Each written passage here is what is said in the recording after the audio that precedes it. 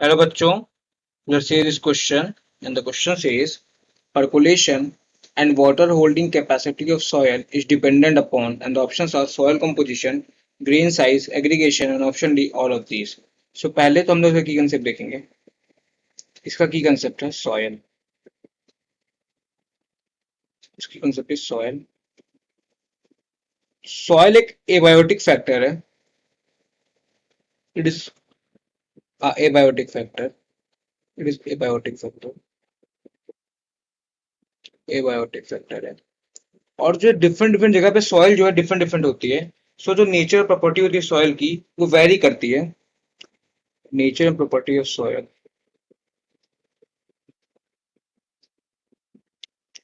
Nature and property of soil. Soil ये vary करती है.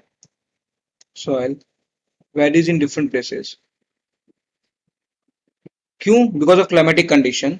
सो varies in different places. Different places due to climatic condition. Due to climatic conditions. तो ये तो बात हो गई सॉइल की. अच्छा, ये वाटर होल्डिंग कैपेसिटी क्या होती है सॉइल की? What do we mean by water holding capacity of soil? So water holding capacity का मतलब है कि द क्वांटिटी ऑफ वाटर जो कि सॉइल रिटेन कर सके. तो क्वांटिटी ऑफ वाटर नाम से मतलब वाटर होल्डिंग मतलब रख सके. So the quantity of water soil can retain. Soil can retain after flowing down of gravitational water. जो पानी अंदर चला जाए जमीन के उसके बाद जो पानी सॉइल रिटेन कर सके उसे कहते हैं water holding capacity. So flowing down of the gravitational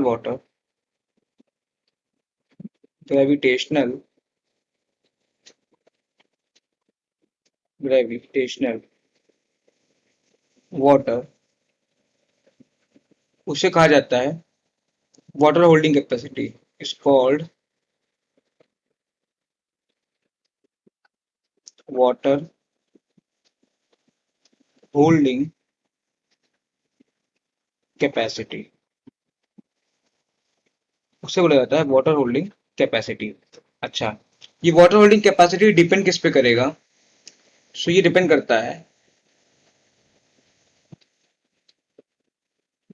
it depends on. ये वेरियस फैक्टर्स पे डिपेंड करता है. सो ये डिपेंड करता है केमिकल कंपोजिशन ऑफ सॉयल. तो ये डिपेंड करेगा chemical composition of soil. Chemical composition of soil. ये केमिकल कंपोजिशन ऑफ सॉयल बोलने का क्या मतलब है यहाँ पे? तो यहाँ पे केमिकल कंपोजिशन ऑफ सॉयल बोलने का मतलब ये है कि किस टाइप के आयंस जो है प्रेजेंट है सॉयल में. Means types of ions. Types of ions present. और जैसे आयन होंगे सॉइल में वैसे ही सॉइल का पीएच होगा. Types of ion and pH of soil. And pH of soil. तो ये मतलब हो गया हमारा केमिकल कंपोजिशन ऑफ सॉइल से. और ये किस पे डिपेंड करता है? और ये डिपेंड करता है केमिकल कंपोजिशन के बाद डिपेंड करता है साइज ऑफ सॉइल पार्टिकल्स पर. साइज ऑफ सॉइल पार्टिकल्स और वो कैसे एग्रीगेट हैं इस पे डिपेंड करता है. तो size of soil particles and their aggregation. कि सॉइल पार्टिकल्स के साइज छोटे छोटे हैं या बड़े बड़े हैं और वो कैसे एक दूसरे से जुड़े हुए हैं, कैसे एग्रीगेशन है उनका, ये इन पे डिपेंड करता है. Size of soil particles and their aggregation पे डिपेंड करता है. And their aggregation. और ये किस पे डिपेंड करेगा? तो पहले तो हो गया केमिकल कंपोजिशन ऑफ सॉइल पे डिपेंड करेगा. और डिपेंड करता है size of soil particles and their aggregation. और ये एग्रीगेशन से क्या होता है, तो ये डिपेंड करता है size of soil particles and their aggregation, जो कि बनाएगा पोर्स, जो कि फॉर्म करेगा पोर्स इन द सॉइल। और ये किस पे डिपेंड करेगा, और डिपेंड करता है हमारा ग्रेन साइज पे। तो ग्रेन साइज भी साइज ऑफ पार्टिकल में या साइज ऑफ सॉइल में ही आ जाएगा, तो इसी में कंसीडर हो जाएगा। सो एग्रीगेशन ऑफ पोर्स पे डिपेंड करता है, एग्रीगेशन पे डिपेंड करता है। अच्छा, ये एग्रीगेशन पे डिपेंड करते हैं, इससे क्या मतलब, ये पोर्स से हमारा मतलब क्या हो जाएगा। सो अगर मान ली लार्ज पोर्स है, अगर लार्ज पोर्स है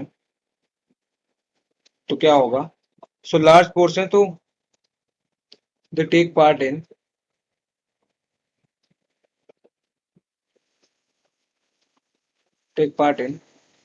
percolation of water,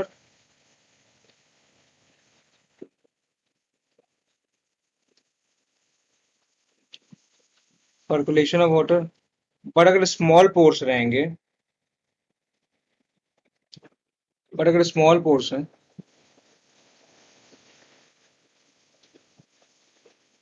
सो ये क्या करेंगे, ये होल्ड करेंगे water, hold water by capillary, by capillarity. So ये फोर्स का काम होता है। अपने क्वेश्चन पे आते हैं, हमारा क्वेश्चन आंसर पूछ रहा है कि percolation of water holding capacity soil किस पे डिपेंड करता है। तो बिल्कुल सॉइल कंपोजिशन पे डिपेंड करता है कि सॉइल में कैसे आयंस प्रेजेंट है, उसका पीएच कैसा है। ग्रेन साइज पे भी डिपेंड करता है और उनके एग्रीगेशन पे भी डिपेंड करता है, जो ये कैसे पोर्स बना रहे हैं। सो ये तीनों ऑप्शंस पे डिपेंड करता है। सो मेरा करेक्ट आंसर हो जाएगा option D, that is all of these. I hope you understood it well. Thank you and all the very best.